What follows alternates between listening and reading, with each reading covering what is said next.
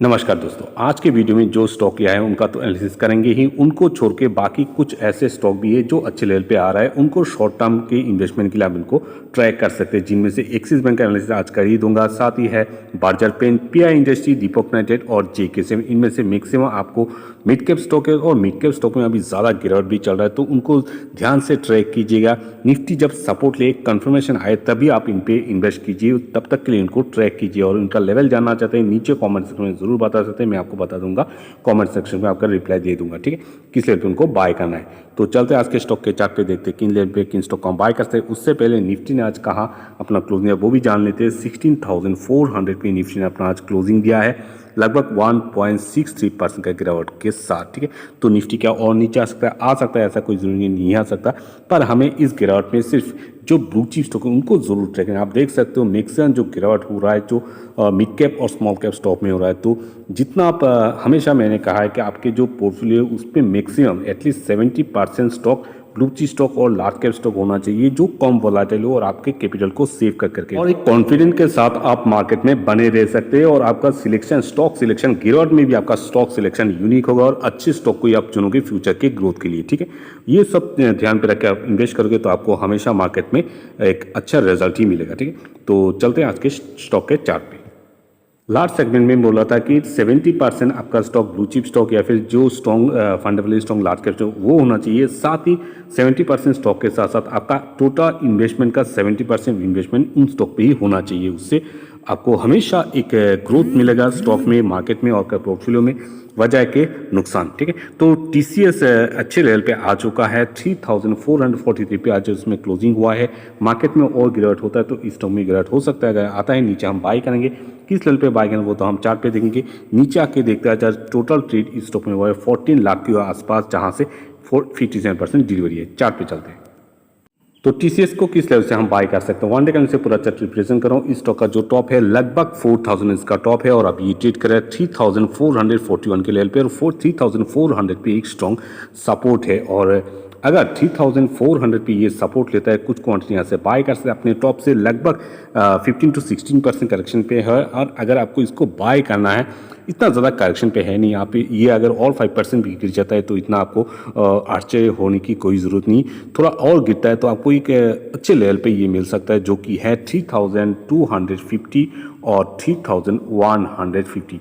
ठीक है, ये है तीन लेवल। इन तीन लेवल को अगर गिरावट होता है, इन तीन लेवल में से किसी भी एक में सपोर्ट लेने की जरूर कोशिश करेगा। अगर गिरावट होता है इसको तो क्रॉस ही कर जाएगा और नीचे के लेवल के लिए आप इंतजार कर सकते हो, जो कि एक अच्छा लेवल बन सकता है फ्यूचर के ग्रोथ के लिए। ठीक है, तो और आप देख सकते हो कि इंफोसिस भी अपनी टॉप से 20% गिर चुका है, तो ये स्टॉक भी मे भी अगर प्रेशर आता है मार्केट में आ सकता है। अगर आता है इस लेवल के लिए आप इंतजार कीजिए और वहाँ पे इसको बाइंग करने की कोशिश कीजिए। ठीक है, तब तक के लिए इसको ट्रैक कर सकते हो और मार्केट में अगर और कंटिन्यू गिरावट होता है इस स्टॉक में भी प्रेशर बन सकता है। चलता हमारे नेक्स्ट स्टॉक के पास। एस्ट्रल एक हाई ग्रोथ स्टॉक है, साथ ही एक मिड कैप स्टॉक है और वोलेटिलिटी मिड कैप स्टॉक में आता ही है। और इस स्टॉक में आज ऑलमोस्ट 5% के करीब हमें गिरावट देखने को मिला। एस्ट्रल में नीचे आके जो क्लोजिंग दिया है वो है 1,900 के आसपास। जो आज टोटल ट्रेड हुआ है इस स्टॉक में लगभग 4 लाख के आसपास उसमें आज टोटल ट्रेड हुआ है, जहाँ से 54% डिलीवरी है। चार्ट पे चलते हैं तो आ चुके हैं एस्ट्रल के चार्ट पे। वन डे कैंडल से पूरा चार्ट रिप्रेजेंट करूँ। अगर मैं कहूँ कि जो टीसीएस में नहीं दिखाया था इसलिए पहले सेगमेंट पे, टीसीएस पे आप 15% करेक्शन भी अगर थोड़ा सा सपोर्ट लेता है और थोड़ा सा भी कंफ्यूजन रहता है कि और भी गिर सकता है, पर फिर भी आप 15% करेक्शन पे टीसीएस जैसे स्टॉक को धीरे धीरे एक्यूमुलेशन शुरू कर सकते हैं। पर एस्ट्रल जैसे हाई वोलेटिलिटी जो स्टॉक है, मिड कैप स्टॉक है, उन स्टॉक पे आप ऐसा नहीं कर सकते, क्योंकि आप एक ग्रीन सिग्नल यहाँ पे दिया और वहाँ पे ही आपने बाय कर लिया। मे भी हो सकता है फिर से किसी भी गिरावट में ये स्टॉक और नीचे आ जाए। जब ये नीचे आएगा 1-2% नहीं गिरेगा, 5%, 6%, 8% एक ही झटके में गिर जाएगा, तो उससे आपको नुकसान हो सकता है और एक कॉन्फिडेंस भी आपका गिरता है। ठीक है, तो इसके लिए आपको क्या करना चाहिए, आपको हमेशा इंतजार करना चाहिए किसका, निफ्टी का सपोर्ट का, साथ ही इस स्टॉक के लिए। और इस तरह आप देख सकते हो लास्ट टाइम इस स्टॉक में जब गिरावट हुआ था तो इस तरह आपको एक सिग्नल दे रहा था, किस तरह 1-2-3 दिन आप इंतजार भी करते, फिर भी आपके पास मौका बना रहता है इस स्टॉक में एंटर करके ऊपर में सेल करके शॉर्ट टर्म प्रॉफिट लेने के लिए, और लॉन्ग टर्म के लिए तो अपॉर्चुनिटी बना ही रहता है। तो किस लेवल से उसको बाय कर सकते हो, देख सकते हो मनी फ्लो इंडेक्स अभी 38 पे, अभी ये ट्रेड करे 1,928 के प्राइस पे। इसका जो टॉप है वो भी जानना बहुत ही जरूरी है, 2,500 के ऊपर उसका टॉप है। अगर ये स्टॉक में आप देख सकते हो 1-2-3-4-5 दिन कंटिन्यू स्टॉक में गिरावट चल रहा है, मे भी थोड़ा और नीचे आ जाए, जो लास्ट लास्ट स्टॉक ने अपना सपोर्ट लिया था वो था 1750। अगर गिरावट होता है मार्केट में और वॉलेटिलिटी के कारण इस लेवल तक आ सकता है। तो एक ही दे रहा हूँ अभी 1800 से लेकर 1750 के आसपास अगर इस तरह में कॉन्फिडेंस दिखता है तो हम कुछ क्वांटिटी यहाँ से बाय कर सकते हैं। ऐसे नहीं कि आप यहाँ पे बाय कर जाओगे और भी 5% नीचे आ जाएगा तो कोई बुरा बाय है, ऐसा बिल्कुल नहीं। अच्छा स्टॉक है, ग्रोथ स्टॉक है। बहुत ही जल्दी ये जो आपने अगर यहाँ पे बाय भी किया होगा तो बहुत ही जल्दी ये आपको ऊपर भी पहुँचा देगा। ठीक है, तो चलते हैं हमारे नेक्स्ट स्टॉक के पास। आ चुके एचसीएल टेक्नोलॉजी के ओवरव्यू पे। आज एचसीएल टेक्नोलॉजी में ज़्यादा गिरावट हमें दिखा नहीं, जस्ट 1.78% की गिरावट दिखा है।